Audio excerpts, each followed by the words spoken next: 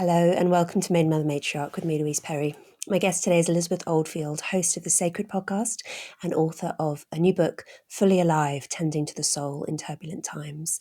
We spoke about the appeal of the charismatic tradition within Christianity, the ways in which Christianity works in both a feminine and masculine register, and there's sometimes tension between those two things, and intentional communities, Elizabeth's experience of living in an intentional community and how they can best be managed, both within the Christian framework and without.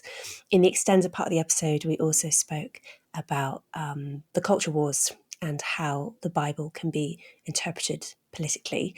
That extended version of the episode is available at louiseperry.substack.com, where you can also find the bonus episodes I do with my husband, the MMM chat community, and the whole back catalogue of extended episodes. Enjoy. Many of you will know that Christianity is a subject of fascination for me, and the role of Christianity in shaping the modern world is a theme I return to again and again on the podcast. My view is that we really can't understand the world or ourselves without getting to grips with it, which is why I'm very glad to point you towards a new online course called 321. It's an introduction to Christianity that's imaginative, thoughtful, engaging. It assumes absolutely no prior knowledge. It's presented by the wonderful Glenn Scrivener, who has been a guest on the MMM podcast previously, and I've also been a guest on his show. Glenn presents 8 video-led sessions which are based around some beautiful animated stories that illustrate the Christian message. You can check it out for free at 321course.com/MMM. Just enter your email, choose a password, and you're in. There's no spam, there's no fees. Just visit 321course.com/MMM. And now onto the show.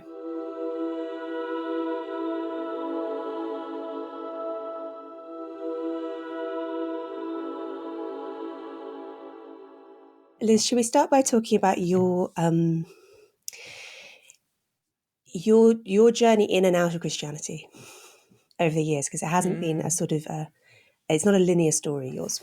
No, I wasn't what I sometimes think of as a fetal Christian, in that I wasn't raised in a home in which it was just a given. It was vaguely culturally Christian in the way that lots of households in the 80s still were, but we didn't talk about it at home. And so my main introduction to it was through a friend who took me to her church youth group, and it was entirely driven by hormones. It was because she fancied a boy. She wanted to show me the boy that she fancied. And that's mainly what we thought about age 14. And I went and I thought, well, these people seem kind and they seem welcoming, and they were very patient with my sort of Hermione Granger interrogation, essentially, about other religions and suffering and all these things that I now know you sit under the badge in my tradition of apologetics questions, which is this sort of strange label that like intellectual objections to faith get put. And they didn't really actually have any particularly good answers, but they took me seriously, and they seemed to like having me around, and they also seemed to have quite a lot of joy. And so when they asked if I would like to go to essentially a sort of Christian youth camp, I said sure. And again, the boys were part of that motivation. And my friend and I, who went along, spent most of our week sort of following the boys around the campsites. Quite embarrassing now, sitting by the skate park, wearing really radically too much makeup. I don't know if you remember that, like you're younger than me, but in that era, it was like 3 shades of grey done very strongly. I was sort of avoiding the church stuff because it became clear that it was not kind of bland Anglicanism. It was what gets called charismatic Christianity, which is people might be more familiar with a kind of Pentecostal frame. But people were praying in tongues in strange languages and falling over and having these very emotional, ecstatic experiences. And on the last night, I decided that rather than being very off-putting, it actually began to look quite attractive. And so I sort of decided to myself that I was doing an intellectual experiment. I sort of tried to frame it within like quasi-scientific narration to myself, essentially to give myself the excuse, I think, to get vulnerable enough. And I prayed, God, if you are there, would you show me? And I had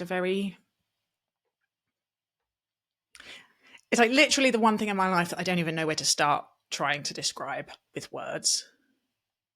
But I had an encounter ecstatic experience, a very strong sense that I had been answered in the affirmative, and was sort of a Christian from then on for some time. And it was very emotional and very embodied, and I was like hands in the air, happy clappy. But I hadn't really engaged my brain, essentially, to the whole thing.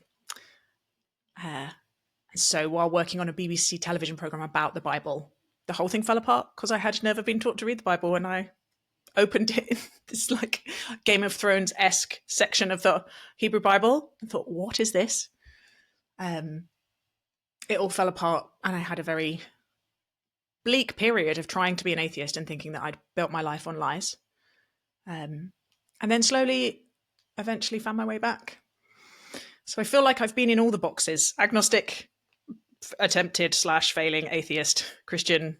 Who knows what comes next? But I have had a wiggly road. How did you respond to that discomfort with the Bible as time went on, after the initial shock? How did you sort of, I guess, rebuild a positive relationship with the Bible? I mean, I felt very angry to begin with. One of the very few things in my life that I have not talked about with many people, I didn't talk about with many people at the time, and I externally process everything. But it felt, when, our identities are so complex and layered, and my identity was really grounded in this thing of being a Christian. And so lots of the people that I loved were Christians. And I had this like, shit, I can't tell them that this stuff is lies, because then they'll end up where I am. And I'm really wishing I didn't know, like I was much happier being a naive believer. So I spent a lot of time, like I wrote like really sad poetry, and I remember sitting in the woods in the middle of the night, like sort of semi-angry praying, trying to get God to go away. But the way back in was just, honestly, it's the sort of arrogance of use, isn't it? It was realizing that funnily enough, I wasn't the first person that had noticed that this was like a very complex book and needed reading with care. And you couldn't just rip out the nice bits and make them into fridge magnets. And so I was introduced to smart Christians who had not checked their brain at the drawer, and this sort of 2,000 years of deep theological reflection on how we read this very strange, compelling book. I taught some hermeneutics, which is this technical word for how we read things. And I went on to study theology, and I just sort of began to have the skills to know how to handle it. So for you, the emotional conversion came first, and then the slow process of intellectual conversion. So you had the opposite of the sort of the Tom Holland route, or the my route, actually. Yeah. I started being intellectually interested in Christianity before I was emotionally interested in it. And I think actually the two are quite different. And I wonder how much is just temperament and how much is life stage. Like, I am a nerd. Most things in life I get interested in intellectually. Is that true? But I think I was from the background that there was no one who could have helped me into it intellectually. And it really needed a sort of breaking in moment for me to have any interest. Did you go to a church at the time? This is before your sort of negative encounter with the Bible. Did you go to a church that was very focused on scripture, or was scripture just not really a part of worship? Okay. That kind of charismatic bit of the church, which is frankly still where I feel most at home, does a lot of things well. It does a lot of I really do. Now I'm in like my second naivete with the whole thing, and I pray in tongues again, and I lie on the floor. I'm a like full blown weirdo. But what that space gives me is a lot of a sense of space for emotional processing and a lot of comfort with my embodiment, right? And is not scared of the full bandwidth of lived experience as a human being. But what it didn't do really is give me any sense of how to rigorously wrestle with these texts. And that tends to be what you get in the more contemplative or the more austere bits of the church. And that's sort of why I feel very comfortable being a mongrel. I'm like, I want to just slide back and forth and around all these different tribes, because in some ways it's what we're for. It's what all good communities are for. We have different gifts and we are supposed to share them with each other and teach each other the bits that we don't already know ourselves. Yes, you don't have to. I've actually spoken to lots of people who worship in all the different ways, who will go to the contemporary style of church service and who will also go to the high church service and will go on retreat to abbeys and monasteries. And it's not, you're not required to do just one, I guess, unless you, I suppose, unless you belong to a denomination which really doesn't offer anything else. But it seems that a lot of people their spiritual lives are enriched by doing it all. Yeah. And I think if you resist the sort of tribal lie that any one of us or any community has got it right, that like knows everything and everyone else is wrong, which does creep in places, I think probably does all in human institutions, really want to think we've got it right and other people have got it wrong, because that's how we steady ourselves. But if you can resist that, which you should be able to in this tradition, I believe, then yeah, you can just see it as this big, extraordinary family tree.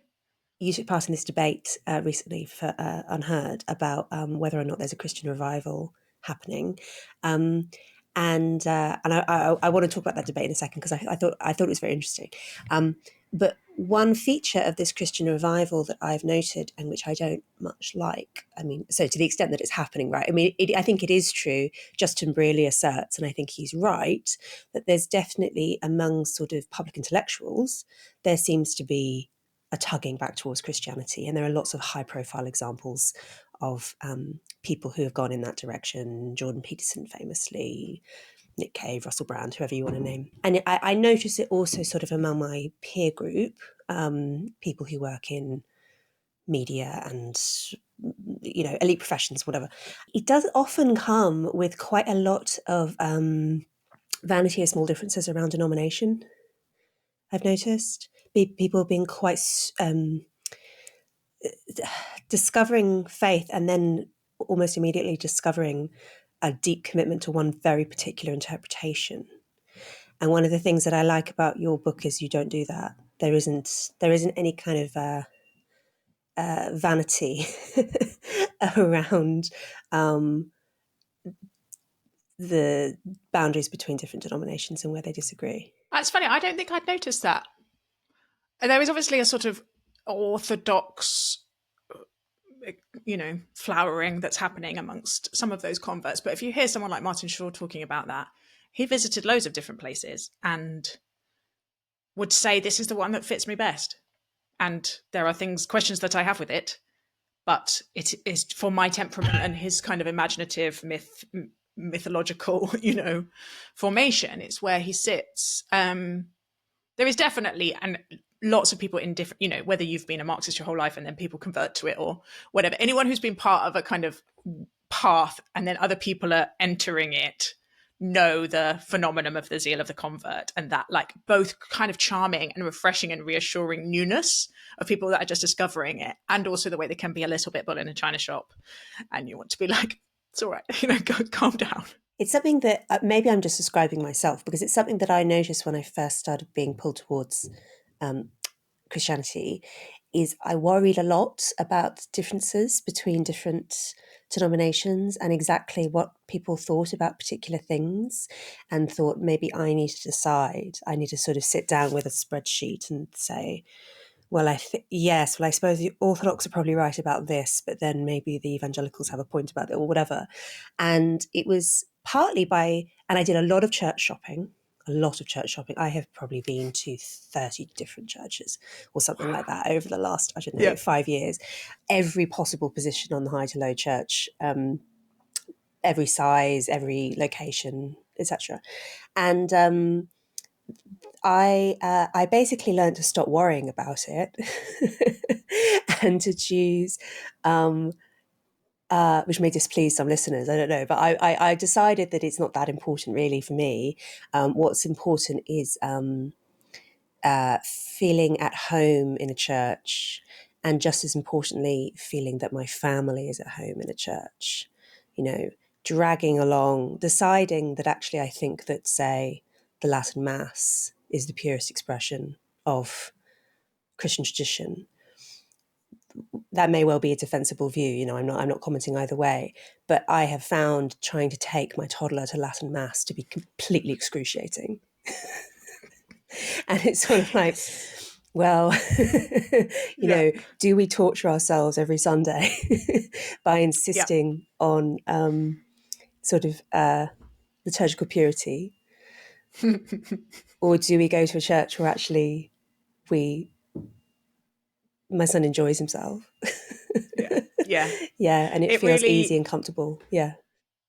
I think it's so much about relationship. Like I did a Q&A episode of the podcast I host called The Sacred, and this came up a lot. This kind of like, I am feeling my way into this. Where do I start? Like, where should I go? Give me the answers. And I honestly, like, doctrinal differences are always going to be there. I'm not sure I've ever been in a church where I agree with everything that the leader thinks. Stylistic differences are not irrelevant. Like, if you cannot bear full chord worship music, don't go, because it will annoy you. And if you are someone like me who, in theory, likes high church liturgy, but actually is so distractible that I can get a little bit bored and my mind can drift, that somewhere where you actually kind of want to be feels good. And then, honestly, because I'm so much about the sort of distinction, one distinction you can make between religion and spirituality is religion is supposed to be collective. A lot of it is like, can I walk with these people? Can I learn to love them? Can I serve them? Can I be in community with them? Because it is in the community that I am formed and that I am changed. Like, do they seem welcoming? Do they care that I'm here? And therefore, do I want to be on this path with these people? And not, are they people that I naturally would have chosen as friends? Because that is not what you're looking for. But is there something about them that I find intriguing or could even trust? And that is my kind of key criteria, because it should be about community. I have been so surprised in myself, and I have you to thank for this, for introducing me to the charismatic style of worship. Is that the best way of describing it? Yeah. The contemporary music, the hands in the air. I have so surprised myself by how much I like it, and how much it appeals to me, and how much my natural snobbishness has been successfully suppressed. And actually now I will.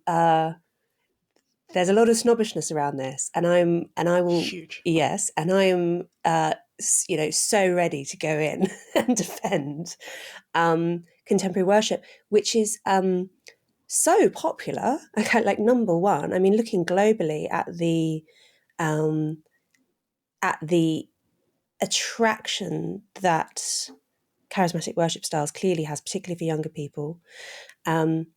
There's something there. You can't just dismiss this. And I also think just early Christians didn't sing Victorian hymns. No. Right? No.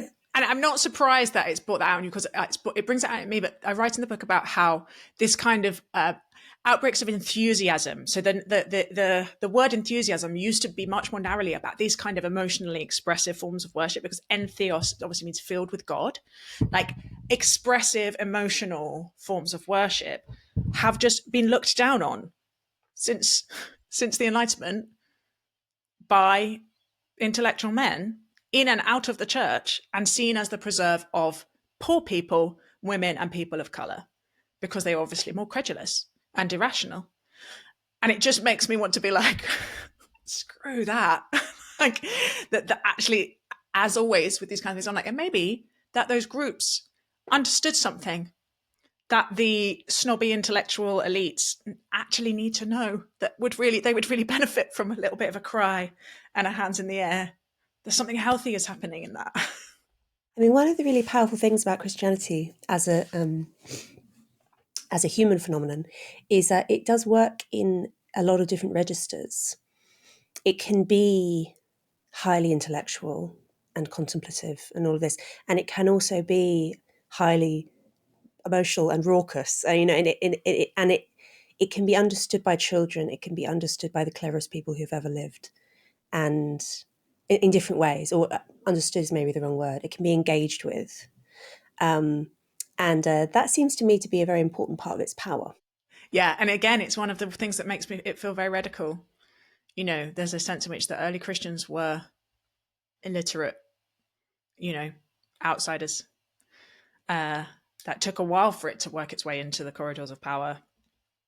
And there's a lot about the shaming the wisdom of the wise, that our desire, our desire to keep things controllable by our intellect is sort of repeatedly challenged. There are moments of surrender required. But yeah, I feel very... Part of the reason I love it is I can read Rowan Williams and then I can sit next to an Iranian refugee in my church who does not speak English and has encountered this thing in this really like dribs and drabs piecemeal way that caused them to convert in their own country, even though they knew it would potentially end up with them being executed, and then flee across the entirety of Europe to get here and be in our church. And, that my kids can see something in it. It really... If something was true, you would sort of hope that it worked like that. Yeah. Right?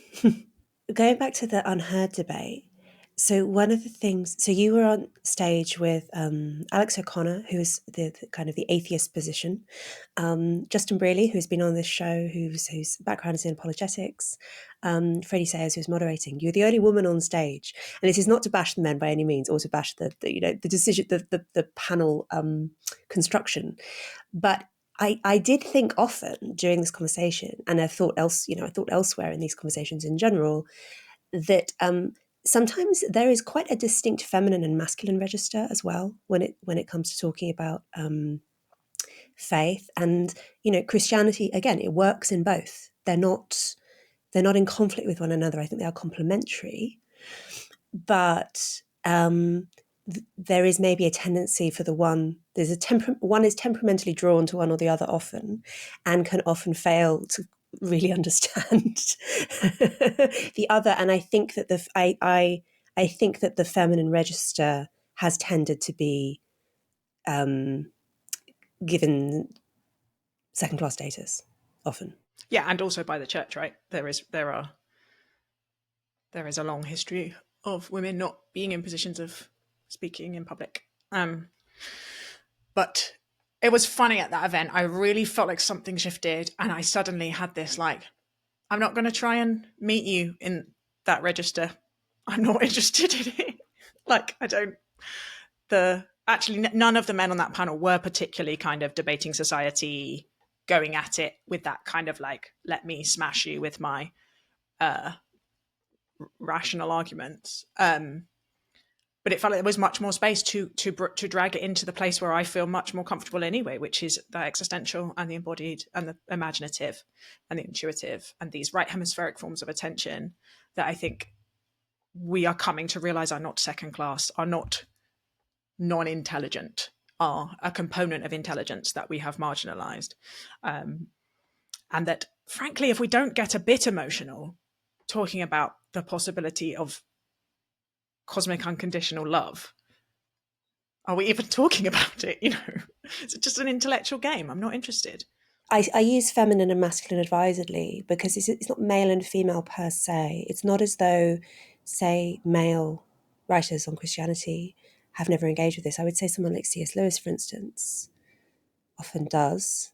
There's a clear emotional power within his writing. Similarly, plenty of women will engage in the super masculine intellectual side of Christianity. But yeah, that I suppose partly because sometimes the emotional aspect is harder to push into words. It's just harder to describe, and therefore debating it seems almost impossible. Yeah, it's a challenge of the form. I mean, obviously, Francis Spufford, who I think has done some of the best job of this, is a man, and he wrote the book with the subtitle Why Christianity Makes Surprising Emotional Sense, right? But I almost feel like he had permission to do that. Like, he was a very well-established non-fiction writer, professor at a university. Like, a woman coming along and be like, why Christianity makes emotional sense? Everyone would be like, yeah, sure, whatever. Yeah, I think it's helpful to say masculine and feminine, not male and female, because at our most healthy, we are both, right? I don't want to abandon the intellectual. Like, my whole crisis of faith was because I had not engaged that part of myself. I want to bring intellectual rigor to my engagement with all the ideas that I want to shape my life on.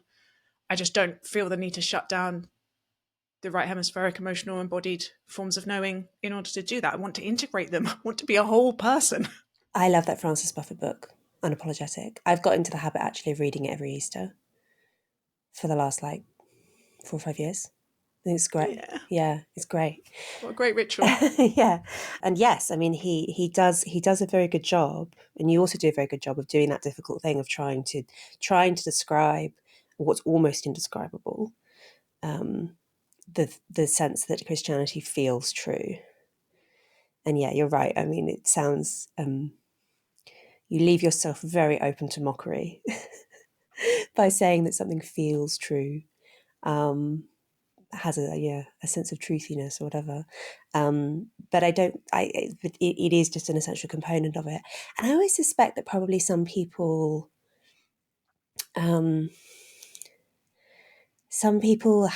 are built different in this regard. There's some people just have a kind of bigger religion lobe, as my husband likes to call it. You know, they have some bit of their brain that lights up more easily. And I sometimes encounter people who clearly have a big bulging religion lobe and I envy them. They seem to have this easy access to feeling religious. That's the emotion. That's how I describe it in my head, to feeling religious. They seem to have such easy access to that. And some people don't.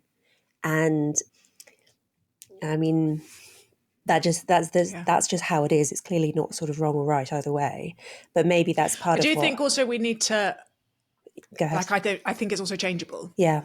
Like my obsession with formation and attention and McGilchrist's hemisphere hypothesis really helped me thread the needle on this, because I think if you kind of take that hypothesis, which I won't sort of try and unpack right now, but that we have these left hemispheric forms of attention which most of the world is forming us into, which sees the parts not wholes, inanimate objects, sees the world in quite a machine-like way, that becomes what we can see, because what you pay attention to determines what you are able to see. And I'm very grateful, both probably some of it's just genetic and temperamental, but I had a very right hemispheric forms of attention. I was really into novels. I did a lot of drama, right? And I had this ecstatic encounter at a really young age. So when my brain was very plastic, the way I feel very attuned to mystical experiences is both probably something that is just an accident and, I believe, a product of my attention. And so, to be very direct, my kind of hope and prayer for you is, as you immerse yourself in the rituals and practices in those different forms of attention, you'll get a nice big religion lobe. My religion lobe will start bulging and pulsing. Yes. I'm imagining this very disconcerting as an image. I mean, a lot of religious practice, and not just within Christianity, but in other religious traditions too, is people have worked out ways of firing up the religious lobe, right? So things like fasting, things like silence, just music, collective singing. Yeah. Everyone's a lot of different peoples at different times and places have kind of alighted on these and have realized that there are ways of stimulating this feeling which people feel compelled to feel. Psychedelics would be another example that's not as common. But yeah, I mean, and it's interesting, isn't it, how meditation has become such a well-being. I've been not so much recently because of having a toddler, but I have been to meditation retreats quite often, and particularly gone to one particular retreat center, which is not religious. It's like deliberately secular. It's historically actually a Buddhist retreat center that has now rebranded itself as mindful. Yeah, which I don't love. I kind of have mixed feelings about it, but it's a really great place. And the thing that I really noticed when being there is one, the absolute transformative effect it really does have on your mind to be in such a place, to turn off your phone, to spend long periods in silence, like communal silence. It really does makes you feel religious, right? And whatever you want to call that, people generally there don't call it that. They call it feeling mindful. I'd say I would call it feeling religious. But that is basically what people do in religious institutions all across the world and within the Christian tradition. Everyone has worked out, not quite on their own, but separately, that this is that the human mind works in this way. Yeah, there's wisdom there, right? This is why my big argument is we need to pay attention. This is like thousands of years of reflection on how human beings work that we decided we didn't need anymore. Yeah. Yeah, and just throwing it out the window, I mean, I just think is so reckless. So reckless. I think the expression that you use is moral formation communities. Yeah, morally formative communities. Yes. Yeah, there's a whole separate conversation about individualism and what it is, but my kind of deep-seated conviction, both theologically and I think in ways that are very backed up in what we know from neuroscience and sociology, is that we are so interconnected and independent that relationship is the heart of everything. And the idea that we can just become the kind of people that we long to be, the kind of people the world needs, like grow in moral courage alone, seems madness to me. But that's what most people are left with now. Like, curate some podcasts and buy some books. And I'm fully aware that I'm sort of part of that complex. But finding people who will travel with you and hold you accountable and talk to you and challenge you and be using in any way similar language or frameworks to help you grow together, it's really difficult to find now outside religious institutions. Should we talk about intentional communities in relation to this? Go ahead. I know it's one of your yeah, it's one of my things. Topics, so that's one of the reasons we were seeking something, and I have been part of churches, and churches do a pretty good job of putting you in communities. I mean, the key thing that I think being part of churches, and I imagine this is the same for other religious congregations, is it forces you up close with people who are not like yourself. And that is so important and so good for us and so uncomfortable that we resist it at all costs. So you need quite a strong frame. Like, I am commanded to love my neighbor and to be part of a body of people who do not look like me or believe like me or worship like me. But even though I've been part of religious congregations, actually in busy modern lives, it's really hard to travel at depth with people. Like, once a week chatting over coffee after a service didn't feel like it was doing the thing that I wanted, which was, in the language of my tradition, discipling me. But you could talk about it as just changing me, right? Growing me. And so that was a key driver, frankly, kind of property prices, loneliness, the climate crisis. There's all these other drivers. My husband and I, several years ago, decided that we wanted to live up close with other people. And so we had this very long, complicated journey to getting here, but we now live with another family. We have bought a house with another family. We have 2 guest rooms where people come and stay for who either just need somewhere to be, or who are passing through, or need to bed, or want to join the rhythms of our community. We've turned the garage into a chapel. I can see it out my window. We pray morning prayer and evening prayer, inspired by kind of monastic rhythms. Eat together, and we shop together, and we pray together, and we're trying to live really up close with each other in a way that I have found spiritually transformative, actually, and very, very life-giving, even though sometimes it's deeply annoying, as all human relationships are. Do you think there's something crucially different between people living within extended family networks? Because, of course, that's not so uncommon to have, say, 3 generations living under the same roof, or to live with, adult siblings or whatever it is. It's not as normal now, but it is historically normal in this country and is still normal in lots of other countries. But that's not what you're doing. You are not related to the other members of your intentional community. And do you think that you think that's crucially different? I think it is different. I would also want to encourage the intergenerational community. I think that is just makes intuitive sense with life stages, right? And peaks of capacity and care requirements. Frankly, if we'd been able to talk any of our parents into doing it, we might have done that. But I think there's less maps for doing it with people that you're not related to, and there's less actual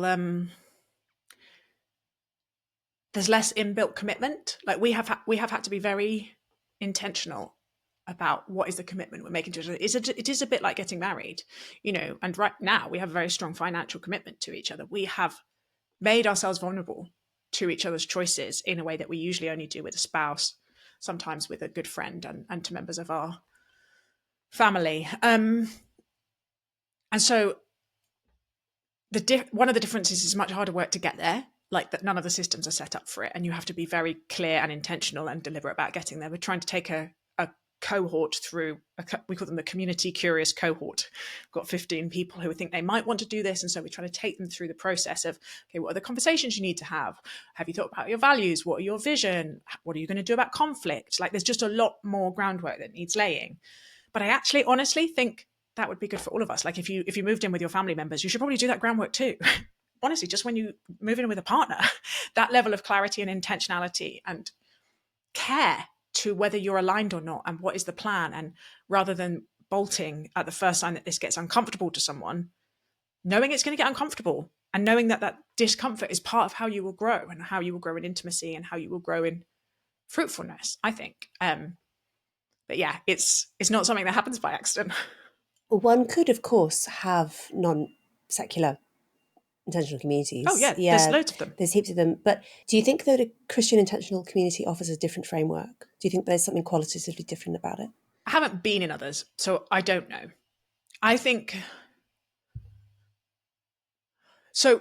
What I'm grateful for is we have received a pretty robust framework that actually, if you look at the New Testament letters, there's something quite similar to this going on.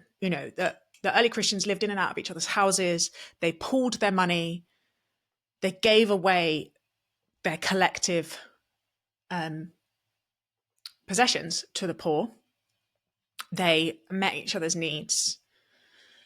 And lots of these early churches were very much this, meeting in people's homes, underground, because they were persecuted, at the edges of things.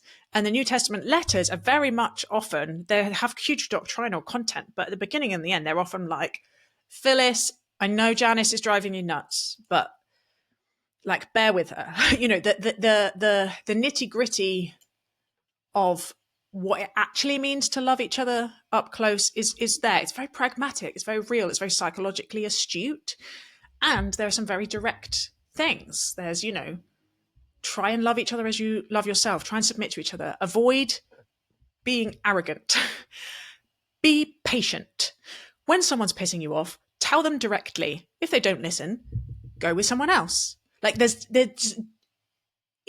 are just like relational, interpersonal processes all over Scripture, which is really helpful. It's just like, it's not exactly a blueprint, but it is definitely a resource. And on the days where I'm like, this is too hard, I don't want to do this, I am too selfish, like I am not prepared to compromise on whatever is the thing that's pissing me off that day, I actually have somewhere to go. And usually it's pray together and have a look what my scriptures say. And thus far, that's got us through a lot. And I think if you're trying to have that level of commitment to other people and live up close with other people without some sort of quite robust ideological container, it just becomes a bunch of individuals navigating their preferences. You need a strong story to hold you together when things get hard. There are other stories available, but I am very glad for ours. The Quaker tradition is interesting on this. My mum is a Quaker, and I'm sure you know that Quakers don't have a clergy. There's no, I mean, there are some people employed at a friend's house to do some things, but basically there's no staff, which does mean that there's an awful lot of work that has to be done by members of the meeting. Work as trivial as like raking the leaves from the garden and making sure the heating bill is paid and so on. So there's a lot of like, my mum calls it quadmin involved in being a Quaker. But one of the things that Quakers have managed to work out over the last 500 odd years is ways of negotiating conflict within that kind of quasi-egalitarian setup. and using words like a process of discernment and what's the expression? It's not speaking directly. There's another, I think clear speaking is the expression. I hope I've not got that wrong. But basically, yes, being direct with people, not obfuscating, not playing games, being kind, being loving, but also saying what you actually think, which actually we don't do enough. we often don't do. That they've kind of constructed ways of managing these human relationships with the recognition that they're difficult. 500 years is not really so very long, I suppose. But still, it's impressive that such a weird group has managed to survive more or less intact over such a long period. And it is a testament to those methods of interpersonal management. Yeah, I think the Quakers have just like radical levels of wisdom to offer us. The Quaker meeting for business, it really does allow you to come to decisions without someone dominating. And what is required is the patience to let it happen. And I think what lots of these kind of spiritual technologies are doing is the opposite of efficient. And we are told that the way we should be setting up our lives is frictionless and efficient. And the call to real relationships, the call to community is the opposite of that, slowing down until you understand each other, until you've actually heard each other, like surfacing the way your ego is really kicking off because someone disagrees with you, and noticing that with grace and then finding ways to navigate it. There's no like fast forward for spiritual growth, but it also just feels so important and so humanizing when we find ways to do it. There must be some people for whom it comes much more easily than others. And I'm sure those people are drawn to intentional communities or to performing quadmin or whatever it is, because it's sort of in their nature to find it easier. I don't think anyone finds it completely easy, but presumably there are some people who are going to be much harder to live with in an intentional community than others, right? Yeah. If you're a raging misanthrope, people don't touch it with a barge pole. You have to have a fundamental sense that other people have something to teach you. But I think there's some myths around it. We're good friends with a house near us that's got 10 people in it. And they reckon there's sort of 60-70% introvert.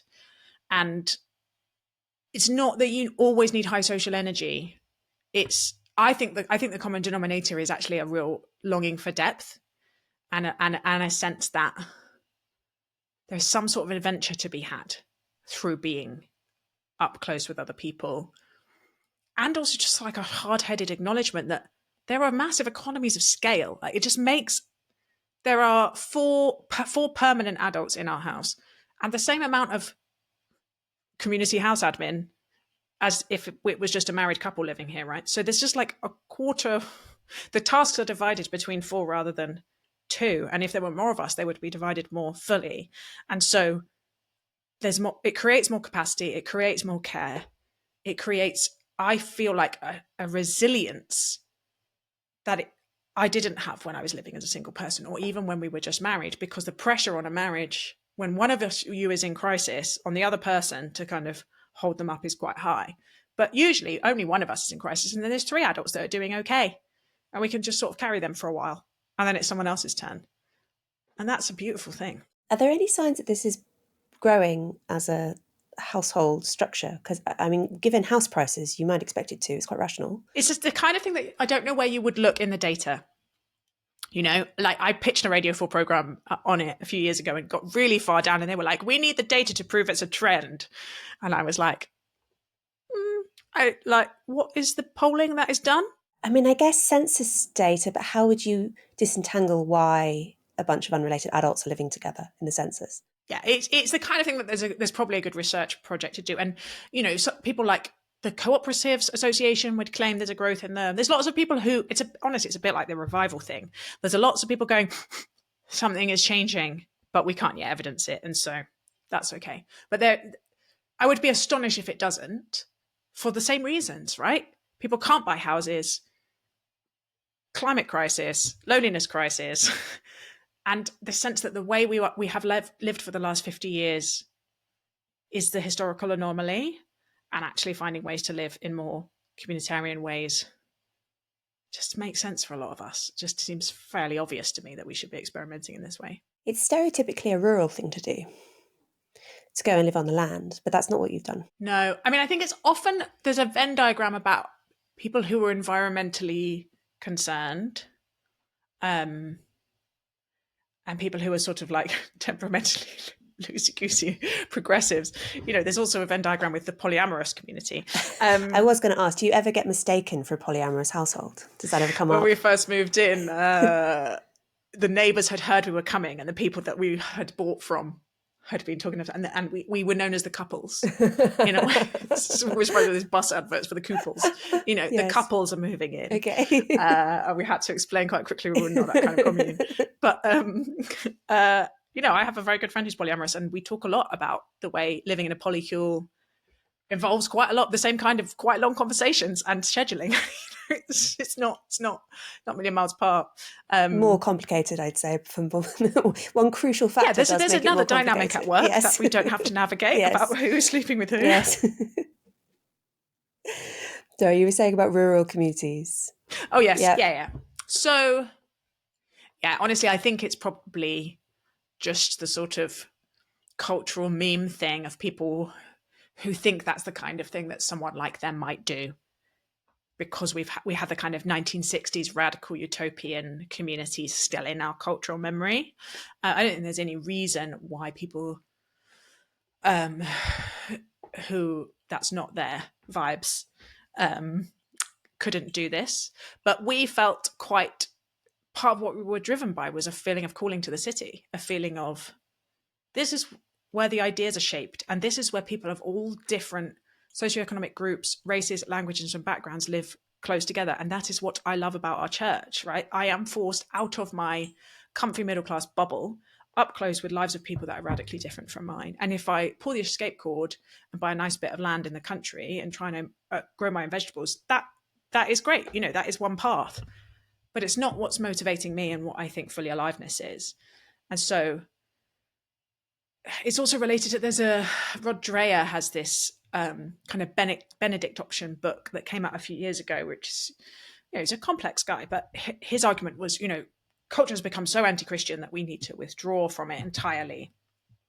And that, whether you are doing that from a Christian perspective or a kind of other ideological perspective, we need to withdraw. We need to withdraw to the country. We need to create our own community away from the contamination of wider culture. I'm just quite skeptical about whether that's A, possible, or B, healthy for us. I think we are called to each other. And so finding ways to make John Berger has this book called The Shape of the Pocket, finding ways to have little pockets of different logic and a different economy and a more relational ways of living, but alongside others without feeling like we need to absent ourselves entirely, is more where I naturally sit. Do you think that approach, the non-Benedict option, is it risks diluting the faith cross-generationally, meaning that it's easier for children to leave the faith if they're living in mainstream society, except when they're at home, and if they're going to mainstream schools? I think your children go to just the local state school, right? Schools. Yeah. Do you think that that's one peril, I suppose, from remaining in the world and not retreating? It's a real needle to thread, because I think there is evidence that children who are more sort of intensively reared in religious communities, so for example, Catholics have a high, this is my background as a religion think tank leader, Catholics have a higher retention rate than Anglicans do, theoretically, in part because Catholics have kept Catholic schools more robustly Catholic than Anglicans have with their Anglican schools. And there's all kinds of things you could say about that. And certainly if you are someone who does want to pass your faith down to your children, allowing yourself to be quite intentional with their formation and how their imaginative world is shaped when they're young is pretty key. But also there's a lot of evidence that people brought up in intensive religious communities can go either way, right? They can radically reject it and quite hostilely so. And neither my husband or I will raise well, my husband was raised Christian, but then walked away and then came back. I was raised a sort of quasi-cultural Christian and then had this encounter. So both of us skipped Sunday school and most of youth group, right? We didn't, and both of us felt this sense of relief to have encountered it a bit older for ourselves. And so with our kids, I spoke about this with Matthew Taylor on the podcast. I want to give them a sufficient right hemispheric formation that the idea, the possibility of the love of God is not something that is entirely ruled out by the imaginative world that they have grown up in, which it is for some people. But it also ultimately needs to be their choice, right? This is something they need to decide. Is this the path they want to walk? Is this a love they want to encounter? And if I am too heavy-handed with that, I risk, I think, pushing them in the other direction. And also, it's just not what my vision of parenting is. They're not clay that I can form. They are already people. And I'm just there to try and give them the most nourishing gardening conditions as I possibly can. What's the Amish expression for when the teenagers go and have a Russ Springer? Russ Springer, yeah. I mean, what's interesting about Russ Springer is how few people actually decide to leave the community. Most people... Rumspringer. Most people pass the test, right? From the Amish perspective, pass the test. But then I suppose it's a bit different to have had, say, 18 years of being immersed in this very strong and internally boundaried culture, and then have your Rumspringer, and then, the more challenging thing is, I suppose, to sort of live Rumspringer all the time, at least when you're not at home, and still want to come back to the faith of your family. And maybe to some extent it depends on the size of your religious lobe, how easy it is to not be drawn away. Yeah. And it's temperamentally how naturally rebellious you are. There's all these things that go on. And I just more and more, I'm like, there's so little we can control about our kids, and there's so little that we should try and control, really, except how secure they are in our love, and in our case, how much we model the difference that believing in the love of God makes to us. I'm like, what I can do is I can try and live an authentic living faith in their field of vision. And that is a good thing for me, because it means that hypocrisy seems even more dangerous. And just lip service, laziness about all of that. And then just hold it all really lightly and try and model to them the love. Sorry to get super theological, but try and model to them the love that I believe that God has to us, which is very open-handed and very open-hearted and very invitational and very liberating. Have you been tempted to seek out a Christian school? Not just like a technically Church of England school, but one of these new Christian schools, which is quite has a very strong Christian ethos. No, I haven't. Partly because whenever anyone says Christian values, I want to say, which ones are you thinking of? Because there are ways of teaching Christian values that I find quite troubling and are exclusivist and very keen on drawing strong lines around who's in and who's out, right? And because most of them are private and we can't afford to send our kids to that is another practical question. Yes. Yeah. Yeah. So when our kids get to secondary school, that will be one of the factors. Mm-hmm. There are some options that lean more strongly that way and some that don't. And I'm very undecided about what that might mean for us. And basically it will be in conversation with the kids and their temperament and lots of other factors too, frankly, because I'm like, if we live in a mini monastery, right? If they're not getting something modeled to them here, then school is not going to do it. Yes, and it certainly, I think, wouldn't not modelling the Christian life at home and then sending them to a Christian school and expecting them to imbibe it during those 30 hours a week or whatever it is that they're at school, would it be very unlikely to work. Yeah, I think we have some reason to believe that only have to talk to people who went to Catholic school, the numbers of which some of whom really loved it and it's really formed their faith, but a lot of whom it turned them off. The episode is not over. There is another maybe 30 minutes of content, but it is behind a paywall. If you would like access to that content, if you would like to show support for the show, paid subscriptions are what keep it on the road. Allow me to pay my producers, put food on the table, all that important stuff. The extended version of the podcast is available at my Substack, louiseperry.substack.com. That's where you can also find, as I say every week, bonus episodes, extended episodes, the MMM chat community, all of this. Please sign up for a paid subscription. It makes such an enormous difference to my ability to keep producing the podcast and grow it even bigger, produce more episodes, all that good stuff.